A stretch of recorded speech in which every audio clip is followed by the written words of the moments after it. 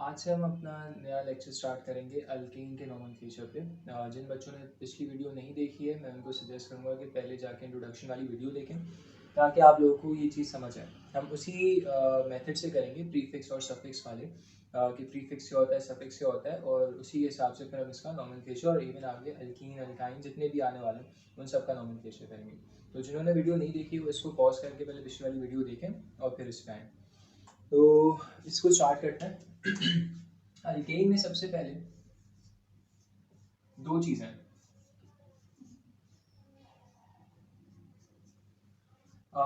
वही दो चीज़ें जो हमने पहले सीखी थी। एक है नाम का पहला हिस्सा और दूसरा है नाम का दूसरा वाला हिस्सा। पहले वाले पार्ट को हम कहते हैं प्रीफिक्स और दूसरे वाले पार्ट को हम कहते हैं सफिक्स। तो ये हो गया हमारा प्रीफिक्स और ये हो गया सफिक्स। अब इसमें प्रीफिक्स है अल्क। अल्क हमें क्या रिप्रेजेंट करता है? It represents the number of carbon atoms present in the structure. तो ये हो जाएगा नंबर ऑफ कार्बन एटम्स। अल्क हमें रिप्रेजेंट करता है कि कितने कार्बन एटम्स हमारे स्ट्रक्चर में प्रेजेंट होंगे। और उसके हमने पीछे सीखा हुआ है कि अगर एक कार्बन होगा तो उसको कहते हैं मीथ, दो कार्बन को कहते हैं ईथ, तीन कार्बन को कहते हैं prop and so on, but, pent, hex, hept, oct, non, dec. तो अल्क हमें हमेशा रिप्रेजेंट करेगा नंबर ऑफ कार्बन एटम्स और वो होता है मीथ, ईथ, प्रोप। एन हमारा होता है सफिक्स और सफिक्स हमें रिप्रेजेंट करता है nature of bond, nature of bond between carbon atoms. Carbon atoms के बीच में जो बॉन्ड होगा वो हमें रिप्रेजेंट करता है सफिक्स। अब जैसे अल्केन में एन आ रहा है और हमने पिछली वाली क्लास में सीखा था कि अगर एन आ रहा होगा नाम के एंड में तो वो हमें रिप्रेजेंट करेगा कि सिंगल बॉन्ड है। फॉर एग्जाम्पल अगर आपके पास ये कार्बन हैं 1 2 3 4, इनके बीच में हम देख सकते हैं कि ये सिंगल बॉन्ड्स हैं। चार कार्बन एटम्स के लिए प्रीफिक्स क्या हो जाएगा, यानी अल्क हमारा क्या हो जाएगा? ब्यूट।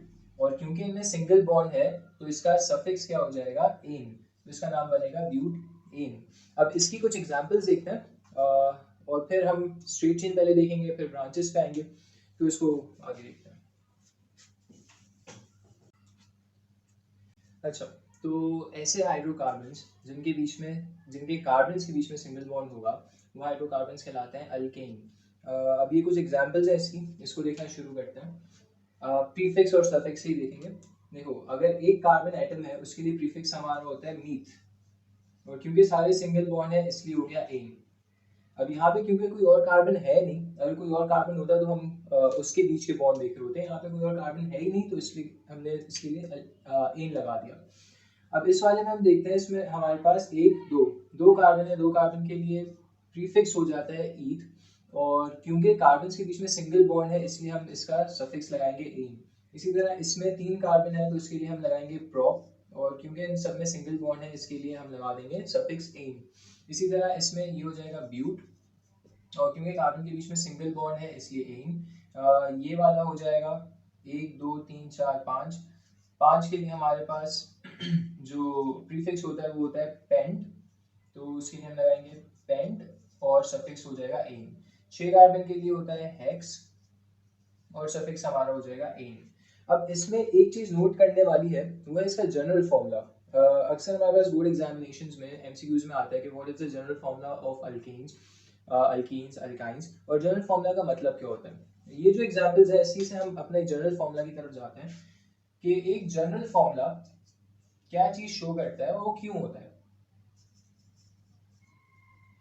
अल्केन्स का जो जनरल फॉर्मूला होता है वो होता है CnH2n+2। अब इस जनरल फॉर्मूला का क्या मतलब है, हमें क्या चीज शो कर रहा है। देखो, कल को अगर आप लोगों से पूछा जाए कि भाई पेंटेन का मॉलिक्यूलर फॉर्मूला क्या है, तो पेंटेन का स्ट्रक्चरल फॉर्मूला तो हमें आता है बनाना, पेंट एन। पेंट का मतलब 5 कार्बन, एन का मतलब सारे कार्बन के बीच में सिंगल बॉन्ड और जो बॉन्ड रह गए वहां पे हम आंखें बंद करके हाइड्रोजन लगा देते हैं। अब अगर इसका कोई मॉलिक्यूलर फॉर्मूला पूछे, स्ट्रक्चरल फॉर्मूला में आता है, मॉलिक्यूलर फॉर्मूला क्या होगा? मॉलिक्यूलर फॉर्मूला हमें बताएगा ये जनरल फॉर्मूला की हेल्प से। इस जनरल फॉर्मूला की हेल्प से हम किसी भी अल्केन, अल्कीन, अल्काइन का मॉलिक्यूलर फॉर्मूला निकाल सकते हैं। तो जनरल फॉर्मूला याद करना इसलिए जरूरी होता है। अब इसमें ये N और ये 2 इसका क्या मतलब है? n का मतलब होता है number of carbon atoms in the structure. अब अगर कोई हमें बोल रहा है कि भाई हेक्स एन का जनरल फॉर्मूला या मॉलिक्यूलर फॉर्मूला बताओ, तो हेक्स का मतलब हमें पता है क्या होता है, 6 कार्बन। तो n की जगह हम उसमें लगा देंगे 6। अब इस फॉर्मूला में हम 6 n की जगह लगाएंगे 6, तो ये हो जाएगा C6H2 इंटू 6 प्लस 2। तो इसका मॉलिक्यूलर फॉर्मूला क्या बना, C6H2 into 6 is 12, 12 plus 2 is 14। तो हेक्सेन का मॉलिक्यूलर फॉर्मूला बना C6H14। तो जनरल फॉर्मूला आपको क्या बताता है कि किसी भी अल्केन अल्कीन अल्काइन का मॉलिक्यूलर फॉर्मूला क्या होगा। तो इसलिए आप लोगों को जनरल फॉर्मूला याद करना जरूरी है। अल्केन्स का जनरल फॉर्मूला होता है CnH2n+2, और इस फॉर्मूला की मदद से आप किसी भी अल्केन का मॉलिक्यूलर फॉर्मूला बता सकते हो। इस इन एग्जांपल्स के बाद अब एक ब्रांच वाले एग्जांपल्स पे आते हैं। अच्छा, हमने हेक्सेन तक किया है। हेक्सेन के अलावा हेप्टेन, ऑक्टेन, नोनेन, डेकेन, ये सब आप लोगों ने अपने पास बना के रखने हैं। और आगे के लिए हम एक चीज़ मैं आप लोगों को बता देता हूँ पहले, कि हम आगे इस तरह के स्ट्रक्चर्स नहीं बनाएंगे 1 2 3 इस तरह से हम इंडिविजुअल हाइड्रोजन नहीं दिखाएंगे, क्योंकि ये बहुत टाइम कंज्यूमिंग है। तो हम इसका एक शॉर्ट फॉर्म में करके लिखेंगे। कैसे, इसको हम आगे इस तरह लिखेंगे, भाई पहला कार्बन है, इसका एक बॉन्ड यहाँ पे बना हुआ है, और हमें पता है कि कार्बन के टोटल 4 बॉन्ड्स बना सकता है कार्बन, उसकी वैलेंसी होती है 4। तो वो कार्बन एक बॉन्ड तो इस कार्बन ने यहाँ पे बनाया है, बाकी 3 बॉन्ड्स किसके साथ बनाएगा, 1 2 3 हाइड्रोजन के साथ बना रहे हैं। तो हमें इस तरह से करके नहीं दिखाना है, हम इसको इस तरह से लिख सकते हैं। इसी तरह सेंट्रल कार्बन को अगर हम यहाँ देखें, इसने 1 2 दो बॉन्ड यहाँ पे ऑलरेडी बनाए हुए हैं, 2 बॉन्ड अभी भी इसके खाली है। तो वो दो बॉन्ड ये किससे बना रहे हैं, एक हाइड्रोजन और दूसरा हाइड्रोजन, तो यहाँ पे हम H2 लिखेंगे। इसी तरह इस कार्बन के भी एक बॉन्ड बना हुआ है, 1 2 3 बॉन्ड्स खाली है, वो 3 बॉन्ड ही हाइड्रोजन के साथ बना रहा होगा। तो आगे से हम इस तरह से लिखेंगे, इस तरह से लिखने की जरूरत नहीं है।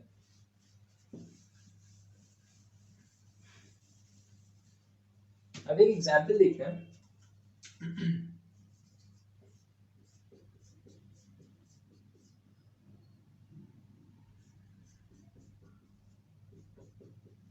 इस स्ट्रक्चर का नाम क्या है, ये स्ट्रक्चर में हमें ये तो पता है ना कि ये स्ट्रेट चेन है, 5 कार्बन वाली चेन है। 5 कार्बन को हम कहते हैं पेंट, और सिंगल बॉन्ड है कार्बन के बीच में, तो हो जाएगा एन। लेकिन ये चीज क्या आ गई है, इसको हम कहते हैं ब्रांच। तो अगर कोई ब्रांच चेन हाइड्रोकार्बन होंगे, तो उसका नाम हमें कैसे देना है, उसके 3 स्टेप्स होते हैं, 3 रूल्स होते हैं। सबसे पहला रूल होता है कि हमें सेलेक्ट करना है कि पेरेंट चेन कौन सी है और ब्रांच कौन सी है। तो स्टेप नंबर 1 इसका होता है, किसी भी ब्रांच हाइड्रोकार्बन को नाम देने के लिए 3 स्टेप्स होते हैं। सबसे पहला स्टेप होता है selection of parent chain. Selection of parent chain. अब पेरेंट चेन क्या होती है, पेरेंट चेन होती है किसी भी स्ट्रक्चर में लॉन्गेस्ट कंटिन्यूस कार्बन की चेन, वो होती है पेरेंट चेन। जैसे कि इसमें हम देख सकते हैं कि 1 2 3 4 5 6 कंटिन्यूसली कार्बन की एक लॉन्गेस्ट चेन चल रही थी, तो ये हमारी कहलाएगी पेरेंट चेन। इसी तरह एक चेन और क्या बन रही है, 1 2 3 4, एक चेन ये बन रही है कार्बन की, कंटिन्यूस कार्बन है ये, इस तरह से रन कर रहे हैं। जरूरी नहीं है कि स्ट्रेट ही हो, इस तरह से भी हो सकता है और इस तरह से भी हो सकता है। लेकिन मसला क्या है, 1 2 3 4 ऐसे 4 कंटिन्यूसली हमारे पास आ रहे हैं, इसमें 1 2 3 4 इस तरह से भी 4 कार्बन कंटिन्यूसली रन कर रहे हैं हमारे पास।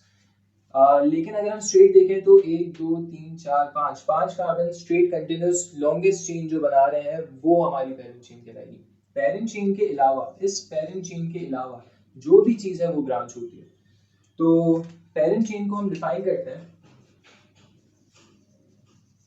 Longest continuous carbon chain in the structure, ये होती है पेरेंट चेन। फिर स्टेप 2 होता है आइडेंटिफिकेशन ऑफ ब्रांच या ब्रांचेस। स्टेप नंबर 2 होता है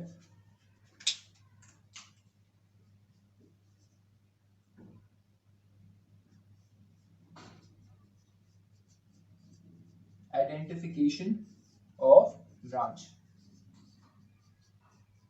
अब देखो ब्रांच पेरेंट के अलावा जो भी है वो ब्रांच है, लेकिन इसका नाम किस तरह देते हैं? ब्रांचेस का नाम अल्केन, अल्कीन, अल्काइन नहीं चलता है। ब्रांचेस का नाम थोड़ा डिफरेंट तरीके से दिया जाता है। ब्रांचेस को हम नाम देते हैं अल्काइल, अल्काइल। यानी जो भी ब्रांच होगी उसको हम एन, इन या आइन पे एंड नहीं करेंगे, उसको हम एंड करेंगे आइल पे। और ये जो प्रीफिक्स है अल्क, अल्क हमें पता है, अभी हमने देखा था कि प्रीफिक्स अल्क अगर लिखा हो तो रिप्रेजेंट करता है कि कितने नंबर ऑफ कार्बन आइटम्स हैं। फॉर एग्जांपल यहाँ पे इस ब्रांच में एक ही कार्बन आइटम है, तो इसका अल्क यानी प्रीफिक्स क्या हो जाएगा? मीथ। इसी तरह अगर दो कार्बन आइटम्स होते इसी एक ही ब्रांच में, तो उसका अल्क यानी प्रीफिक्स क्या हो जाता है? ईथ। तीन होते तो प्रोप, चार होते तो ब्यूट। लेकिन ये एक ही ब्रांच में ऐसा ना हो कि अगर यहाँ पे भी एक ब्रांच आ रही है तो आप लोग इसको बोलोगे भाई क्योंकि दो ब्रांचेस हैं, दो कार्बन हैं तो इसके लिए ईथ लगाएं, ऐसा नहीं है। देखो एक ही ये ब्रांच है, इसमें कितने कार्बन है वो होगा आपका अल्क, इसमें कितने कार्बन है वो अलग होगा। फॉर एग्जाम्पल इसमें एक ही कार्बन एटम है एक ब्रांच में, तो इसका हो जाएगा प्रीफिक्स मीथ। ये भी एक ही कार्बन है एक ही ब्रांच में, अलग ब्रांच में, तो इसका प्रीफिक्स भी मीथ हो जाएगा। तो इसके इस ऐसे केसेस के लिए हम लिखेंगे डायमीथ। अगर तीन मीथ होंगे इस तरह से तो उसके लिए हम लिखेंगे ट्राई मीथ, वो आगे जाके हम एग्जांपल्स देखेंगे। अभी फिलहाल आप लोगों के पास एक ही मीथ है, तो इसके लिए हम अल्क यूज करेंगे मीथ, और सफिक्स हमारा क्या हो जाएगा? आई। तो अगर एक कार्बन होगा ब्रांच में, एक ही ब्रांच में, तो उसके लिए हम नाम देते हैं मीथ आई। दो कार्बन होंगे तो ईथ आई, तीन कार्बन होंगे तो प्रोपाइल, चार कार्बन होंगे तो ब्यूटाइल। वो डिपेंड करता है कितने कार्बन है हमारे एक ही ब्रांच में, pentyl, hexyl, heptyl, octyl, nonyl, डेकाइल, वो फिर हमारी ब्रांचेस पे हो जाएगा। तो शुरू के ये दो स्टेप होते हैं और इन दो स्टेप्स की मदद से हम इसका नाम अभी बता सकते हैं। इसका नाम क्या हो जाएगा? देखो पहले हमें ब्रांच का नाम लिखना होता है, फिर पेरेंट का नाम लिखते हैं। जैसे कि हम अपने नामों में, हम अपने पेरेंट्स की ब्रांच हैं तो पहले हम अपना नाम बोलते हैं और फिर पेरेंट का नाम बोलते हैं। इसी तरह इनमें भी ये हो जाएगा कि पहले ब्रांच का नाम होगा। ये ब्रांच क्या है? ये ब्रांच है मीथाइल, और पेरेंट क्या है? Pentane.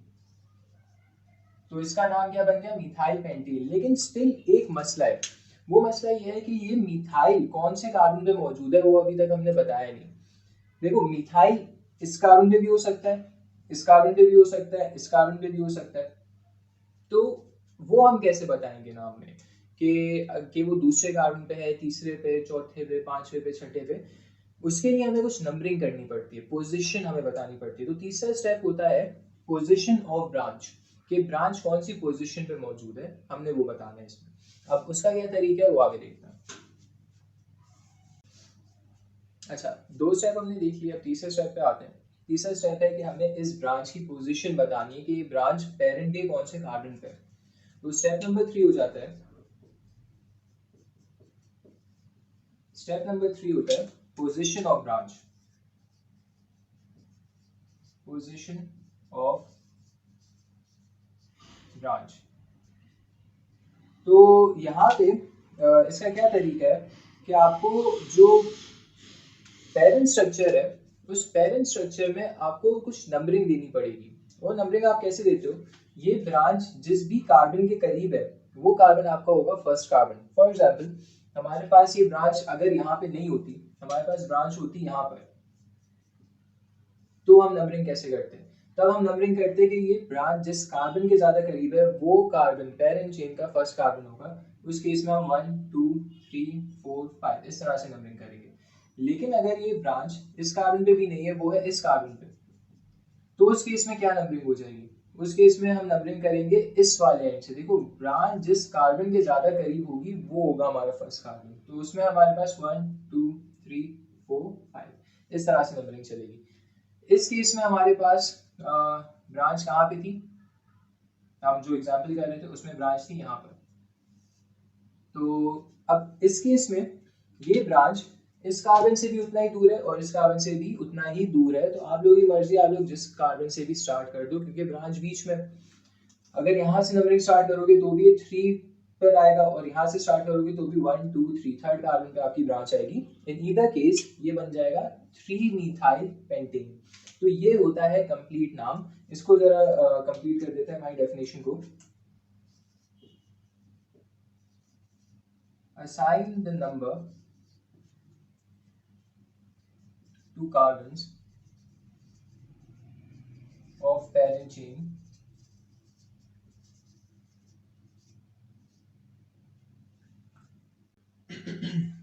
assign the number to carbons of parent chain starting from the carbon which is closer to the branch, closer to the branch। अब देखो ये आप लोगों से कोई लिखा हुआ पूछेगा नहीं कि भाई ये स्टेप्स बताओ हमें या लिख के दो हमें। आप लोगों के ये आप लोगों के लिए कि आप लोगों को याद रहे कि हम इसमें नंबरिंग या असाइन किस तरह से कर रहे हैं, किस तरह से हम बता रहे हैं कि थर्ड कार्बन पे है ये या सेकंड पे है या इस वाले पे है, तो उसके लिए वाला तरीका होता है। अब हमने यहाँ तक देख लिया, इसकी और मजीद एग्जांपल्स देखते हैं। अच्छा, अब ये कुछ और मजीद एग्जांपल्स हैं ब्रांचेस की कि किस तरह से आपके पास और स्ट्रक्चर आ सकते हैं बोर्ड एग्जामिनेशन में, और उन्हीं 3 स्टेप से हम इसको कंटिन्यू करेंगे। सबसे पहला स्टेप क्या है? Selection of parent chain. तो लॉन्गेस्ट कंटिन्यूस कार्बन चेन हमारे पास ये है, ये हो जाएगी हमारी पेरेंट चेन। फिर दूसरा स्टेप होता है identification of branch. Parent chain के अलावा जो भी आपके पास होगा वो ब्रांच कहलाएगी। तीसरा स्टेप होता है पोजिशनिंग ऑफ ब्रांच। तो पोजिशनिंग कैसे करते हैं? ये ब्रांच जिस कार्बन के ज़्यादा करीब होगी वो आपका पहला कार्बन होगा। अब ये ब्रांच इस कार्बन के करीब नहीं है, इस कार्बन के करीब है। यहाँ से हमें दिख रहा है 1 2 3 और यहाँ से 1 2 3 4 5, तो ये हो जाएगा हमारा फर्स्ट कार्बन। इसको हम नंबरिंग देंगे 1 2 3 4 5 6 7, और इसका नाम क्या बन जाएगा? देखो, पहले ब्रांच का नाम बताना है, फिर पेरेंट का नाम बताना है। ब्रांच कौन सी है? एक कार्बन वाली ब्रांच है। एक कार्बन वाली ब्रांच को हम कहते हैं मिथाइल। 7 कार्बन स्ट्रेट चेन में, 7 कार्बन के लिए हम यूज करते हैं हेप्ट, और सिंगल बॉन्ड के लिए हम यूज करते हैं एन, तो इसका नाम बनेगा मिथाइल हेप्टेन। अब ये मिथाइल कौन से कार्बन पे है उसके लिए हम नंबरिंग देंगे इसको, ये हो जाएगा 3 मिथाइल हेप्टेन। इस तरह से हमने नाम देना है। इसी तरह इसको भी देखते हैं। इसमें ये हो गई हमारी straight longest continuous carbon chain parent chain, ये हो गई ब्रांच। अब नंबरिंग पे आ जाते हैं, तो ये हो जाएगा 1 2 3 4, इसका नाम बनेगा 2 मिथाइल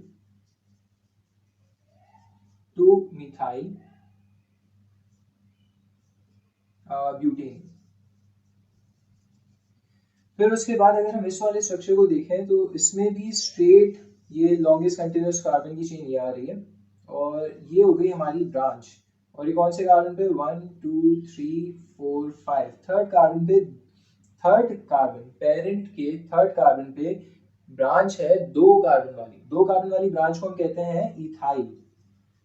ये हो गया इथाइल, और क्योंकि थर्ड कार्बन पे था तो इसलिए हमने लिखा 3 इथाइल, और पेरेंट चेन हमारे पास क्या है? पेंटेन। तो ये हो गया 3 इथाइल पेंटेन। अब इस पे आते हैं। इसमें स्ट्रेट चेन हमारे पास still longest continuous carbon chain बन रही है ये वाली, और ये हो गई हमारी ब्रांच। कितने कार्बन है इसमें? 1 2 3 4 5 6 7, और ब्रांच कौन से कार्बन पे? थर्ड कार्बन पे, तो ये हो जाएगा 3 इथाइल। 7 कार्बन है लाइन से, तो ये हो जाएगा हेप्ट, और क्योंकि इनमें सिंगल बॉन्ड है इसलिए एन, तो इसका नाम बन गया 3 इथाइल हेप्टेन। अब इन दो स्ट्रक्चर्स को देखते हैं। इन दो स्ट्रक्चर्स में हमारे पास स्टिल यही एक लॉन्गेस्ट कंटिन्यूस कार्बन चेन आ रही है, 1 2 3 4 5, 5 कार्बन वाली है, तो इसका नाम हो जाएगा पेंटेन। अब इसमें ब्रांचेस हमारे पास दो हैं, एक ये ब्रांच है और दूसरी ये वाली ब्रांच है। ये भी एक कार्बन वाली ब्रांच है, ये भी एक कार्बन वाली ब्रांच है। अब जब आप लोगों के पास 2 ब्रांचेस होंगी, 2 मिथाइल ब्रांचेस होंगी, तो उसके लिए आप लोग यूज करोगे डाई मिथाइल। अगर 3 होंगी तो आप लोग यूज करोगे ट्राई मिथाइल, 4 होंगी तो टेट्रा मिथाइल, 5 होंगी तो पेंटा मिथाइल। यहाँ पे 2 मिथाइल है, इसके लिए हम यूज करेंगे डाई मिथाइल। डाई मिथाइल, और वो 2 मिथाइल किस पे है? क्या इस कार्बन के करीब है या इस कार्बन के करीब है? हमें दिख रहा है इस कार्बन के करीब है, तो ये हो जाएगा 1 2 3 4 5 2, और फिर ये 3 डाई मिथाइल पेंटेन। ये वाला मिथाइल सेकंड कार्बन पे, ये वाला मिथाइल थर्ड कार्बन पे है, और क्योंकि 2 मिथाइल है इसलिए हमने पोजिशनिंग बताई इंडिविजुअल मिथाइल की, और हमने नाम बताया कि 2 मिथाइल है, तो ये हो गया 2 3 2 मिथाइल पेंटेन या डाई मिथाइल पेंटेन। इसी तरह इस वाले को देखते हैं। सबसे पहला स्टेप सिलेक्शन ऑफ पेरेंट। फिर सिलेक्शन ऑफ ब्रांच, फिर नंबरिंग ऑफ ब्रांच। अब नंबरिंग में इसमें क्या होगा, ये कार्बन भी इससे उतना ही दूर है जितना ये कार्बन इससे दूर है, तो आप लोगों की मर्जी जहाँ से भी नंबरिंग स्टार्ट करो, नाम एक ही बनेगा। तो हो जाएगा 1 2 3 4 5, 2 3 4, 2 3 4 पे 3 मिथाइल लगे हुए। तो पहले हम पोजिशनिंग बताएंगे, 2 3 4, 3 मिथाइल है, इसके लिए हम यूज करेंगे ट्राई मिथाइल, और फिर पेरेंट का नाम, पेरेंट है यहाँ पे पेंटेन, तो इसका नाम हो जाएगा 2 3 4 ट्राइमिथाइल पेंटेन। अभी इसी की तरह की और मजीद एग्जांपल्स देखते हैं, फिर हम आगे बढ़ेंगे। अच्छा, अभी तक जो हमने सीखा उसी से आगे कंटिन्यू करते हैं, यानी ब्रांच चेन हाइड्रोकार्बन्स को। वही चीज़ है यहाँ पे भी, selection of parent branch, branch 1 2 3 4 5 6, इसका नाम हो जाएगा 2 4 डाइमिथाइल, 2 4 डाइमिथाइल 1 2 3 4 5 6 हेक्सेन। ये क्या हो जाएगा, अच्छा अब यहाँ पे हमारे पास 3 ब्रांचेस आ गई हैं, तो सबसे पहले हमने पेरेंट चेन सेलेक्ट कर ली। अब देखो इसमें क्या है, ये कार्बन भी इस पेरेंट से उतना ही दूर है जितना ये इससे दूर है। दोनों कार्बन एक दूसरे इस कॉर्नर वाले कार्बन से एक जितना ही दूर है, तो हम क्या प्रेफर करेंगे, हम हैवियर कार्बन को प्रेफर करेंगे कि और ज़्यादा ब्रांच कहाँ पे, यहाँ पे ये इतना ही दूर है, ये भी उतना ही दूर है, लेकिन एक्स्ट्रा कार्बन क्योंकि यहाँ पे लगा हुआ है ब्रांच में, तो हम इसलिए इस वाले को फर्स्ट बोलेंगे, इस वाले को फर्स्ट नहीं बोलेंगे। हो जाएगा 1 2 3 4 5। अब सेकंड कार्बन पे 2 मिथाइल लगे हुए, तो उसके लिए हो जाएगा 2 2, और फिर फोर्थ पे तो 4, 2 2 4, 3 मिथाइल है तो उसके लिए हो जाएगा ट्राई मिथाइल, और 5 कार्बन है पेरेंट में, तो उसके लिए हमें पता है पेंटेन। तो इसको हमने कैसे नाम दिया है, दो सेकंड कार्बन पे 2 मिथाइल लगे हुए, तो इसलिए हमने बताया दोनों का कि 2 2 पे सेकंड कार्बन पे 2 मिथाइल है, और फोर्थ कार्बन पे तीसरा मिथाइल है। तो क्योंकि 3 मिथाइल है इसलिए हमने लिखा ट्राई मिथाइल। फिर इस वाले पे आते हैं, ये हो गई पेरेंट चेन, ये एक ब्रांच और ये दूसरी ब्रांच। अब ये ब्रांचेस कौन सी है, ये इथाइल ब्रांचेस है, 2 कार्बन वाली ब्रांचेस है। नंबरिंग हम देंगे 1 2 3 4 5 6 7 8, ये बन गया ऑक्टेन। अच्छा, अब ये ब्रांचेस कौन कौन से कार्बन पे, थर्ड और फिफ्थ पे, तो हमने लिखा 3 5, और 2 इथाइल है तो इसके लिए हमने लिखा डाई इथाइल, तो ये हो गया 3 5 डाई इथाइल ऑक्टेन। इस वाले को देख लेते हैं, ये हो गई पेरेंट चेन, ये ब्रांच, ये ब्रांच। अब यहाँ पे इथाइल ब्रांच भी है और मिथाइल ब्रांच भी है। सबसे पहले हमें ये देखना है कि ब्रांच कौन से कार्बन से करीब है, क्या ये ज़्यादा करीब है या ये ज़्यादा करीब है। यहाँ से अगर हम देखेंगे तो 1 2 3 4, फोर्थ कार्बन पे ब्रांच आ रही है, यहाँ से देखेंगे तो 1 2 3, थर्ड कार्बन पे ब्रांच आ रही है, इसका मतलब ये ज़्यादा करीब है, तो हम इसकी नंबरिंग देंगे 1 2 3 4 5 6 7 8। नाम किस तरह लिखेंगे इसका, देखो नाम के लिए बहुत आसान है, अल्फाबेटिकल ऑर्डर फॉलो करना है। कि इसमें मिथाइल भी है और इसमें इथाइल भी है, पहले एम आता है या पहले ई आता है, अल्फाबेटिकल ऑर्डर में पहले ई आता है, तो इसके लिए हम पहले इथाइल ब्रांच का नाम लिखेंगे। जो अल्फाबेटिकल ऑर्डर में जो नाम पहले आता है आप वो पहले लिखोगे, जैसे E for ethyl, M for methyl, E पहले आता है अल्फाबेट्स में, तो इसलिए हम ई को पहले लिखेंगे, ये हो जाएगा 5 इथाइल, 3 मिथाइल, और ये पूरा क्या है ऑक्टेन। तो ये हो गया 5 इथाइल 3 मिथाइल ऑक्टेन।